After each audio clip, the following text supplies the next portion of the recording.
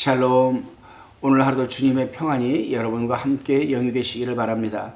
오늘은 에스겔서 33장 1절로 33절의 말씀을 가지고 누가 의인이고 악인인가 라는 이 주제로 우리가 요약강의 큐티를 나누어 봅니다.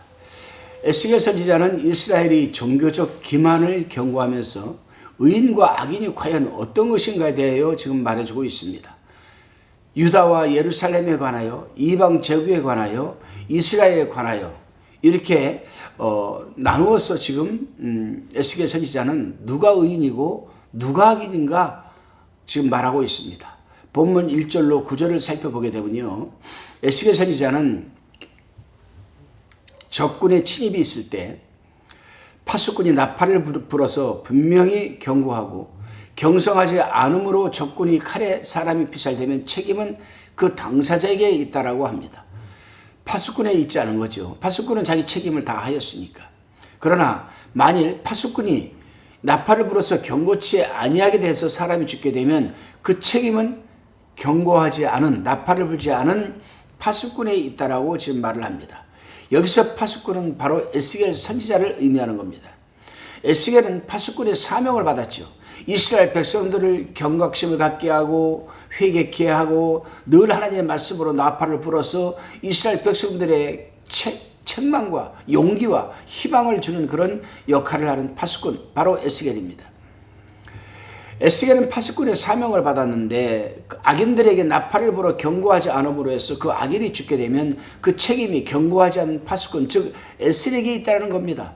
반면에 에스겔 선지자가 나팔을 불어서 경고를 하였음에도 불구하고 회개치 않고 악인이 죽으면 그 책임은 악인 그 자신에게 있다는 겁니다. 그렇기 때문에 지금 에스겔은 어떤 상황에서도 지금 나팔을 불고 있는 겁니다. 어떤 나팔을 부는가? 복음의 나팔을 불고 있는 거죠. 그 복음의 나팔 속에는 뭐가 있습니까, 여러분? 그 복음의 나팔 속에서는 하나님의 경고가 들어있고 하나님의 심판이 들어있는 겁니다. 그리고 하나님의 축복이 들어있는 거죠. 그렇습니다, 여러분. 오늘날 파수꾼이 나팔 부는 사명은 그리스도인 우리 모두에게 있습니다. 여기서 이 파수꾼의 나팔은 곧 복음을 의미한다라고 말씀을 드렸습니다.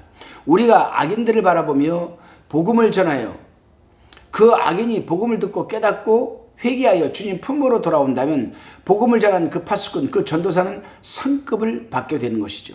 그 악인도 구원을 얻을 것이지만 만일 악인을 보고서도 우리가 복음을 나팔을 불지 않고 복음을 전하지 않아서 그 악인이 죽게 된다면 그 악인도 복음을 전하지 않은 파수꾼, 즉 우리에게도 책임이 있는 겁니다.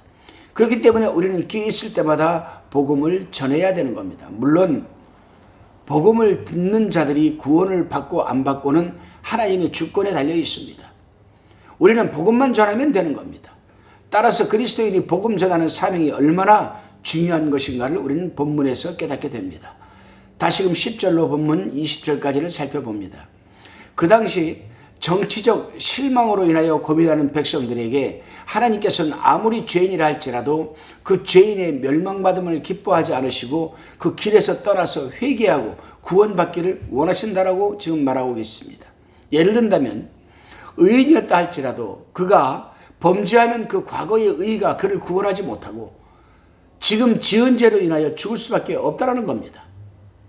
또 악인이 과거에 지은 죄를 회개하고 그 악에서 떠나면 그 과거에 지은 죄악이 그를 지금 정죄할 수 없다라고 얘기를 합니다. 그렇습니다, 여러분. 우리는요, 예수를 믿는 하나님의 이 사람들은 과거도 참 때로는 돌아볼 수 있는 기회가 있기 때문에 참 좋습니다. 지금의 모습과 과거의 모습을 대비할 수 있는 부분이 있죠. 그러나 정작 우리가 구원의 도에 대해서 우리가 말할 때는 과거는 소용없습니다. 지금이 중요한 거죠. 지금 현재가 굉장히 중요합니다. 미래도 필요 없습니다. 지금 잘 믿으면 미래도 잘 믿게 되는 것이고 지금 못 믿으면 미래도 못 믿게 되는 것 아니겠습니까? 그래서 예수 그리스도를 믿는 사람들에게는 현재 진행형, 항상 우리가 살아가는 삶, 라이프, 이 라이프 속에 끝에 ing가 붙어 있어서 항상 현재 진행형이 돼야 돼요. 그렇습니다, 여러분. 죄악과 의가 문제가 아니라 범죄와 회개가 문제입니다. 그러므로 과거의 의를 자랑하지 말고 현재 범죄하지 않도록 살면 그만이요. 과거의 범죄에 위축되지 말고 현재 회개하며 바로 서야 하는 것은 행한 대로 갚아주시는 여러분 그 하나님이십니다. 다시금 본문 21절로 29절을 살펴봅니다. 에스겔 선지자가 포로된 지 12년 10월 5일에 예루살렘에서부터 탈출하여 온 그 사람으로부터 그 성이 함락되었다라는 말을 지금 에스겔이 전해 들었습니다. 그런데 그가 에스겔 선지자에게 오기 전날 밤에 하나님이 손길이 에스겔에게 임하여 말을 하지 못하게 하고 다음날 아침에 예루살렘으로부터 탈출한 자로부터 보고를 듣고 나서 입이 열리어 자유로이 말을 하게 되었다라고 합니다. 그러한 가운데 하나님께서는 에스겔 선지자에게 말씀을 하십니다.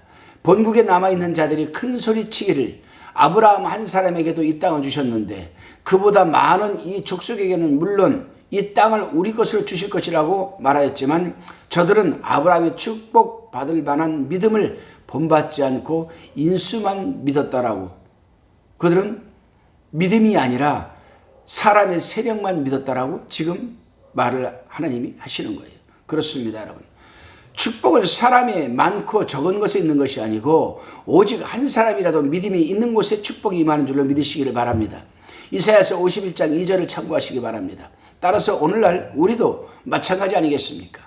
우리가 영적으로 아브라함의 후손이라면 우상 숭배를 버리고 하나님을 진실하게 믿는 믿음을 갖고 살아가시기 바랍니다. 그래서 히브리서 11장 1절에 보게 되면은 믿음은 바라는 것들의 실상이요 보지 못하는 것들의 증거라고 말하였습니다. 여러분, 여러분의 믿음은 어떤 믿음입니까? 믿음이라는 이 컨셉은 예수 그리스도를 영접하는 겁니다. 그 주체는 예수 그리스도를 영접하는 것, 이게 믿음입니다. 그런데 이 예수님을 영접하는 이 믿음이라는 컨셉 속에서 나오는 장르는 여러 가지가 있죠, 여러분. 믿음은 참 많아요. 보지 못하는 것들의 실상이 될 수 있고, 바라는 것들의 실상이 될 수 있고, 보지 못하는 것들의 증거가 될 수 있고, 여러분 병을 고치는 여러분 이 능력이 될 수 있고, 방언을 하는 힘이 능력이 될 수 있고, 여러 가지예요, 여러분. 여러분은 어떤 믿음을 갖고 계십니까? 그 믿음을 한번 조용히 생각해 보시기 바랍니다. 본문 30절로 33절까지를 우리가 한번 봉독해 봅니다. 30절에 인자야, 내 민족이 담 곁에서 와 집 문에서 너를 인도하며 각각 그 형제로 더불어 말하여 이르기를 자 가서 여호와께로부터 무슨 말씀이 나오는가 들어보자 하고, 31절 백성이 모이는 것 같이 내게 나아오며 내 백성처럼 내 앞에 앉아서 내 말을 들으나 그대로 행치 아니하는 이는 그 입으로는 사랑을 나타내어도 마음은 이욕을 쫓음이라.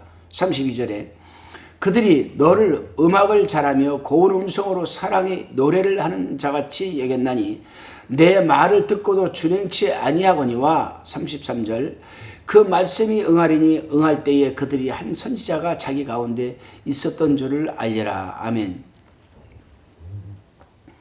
하나님께서 말씀을 듣기만 하고 순종치 않은 유대인들을 지금 꾸짖고 계십니다.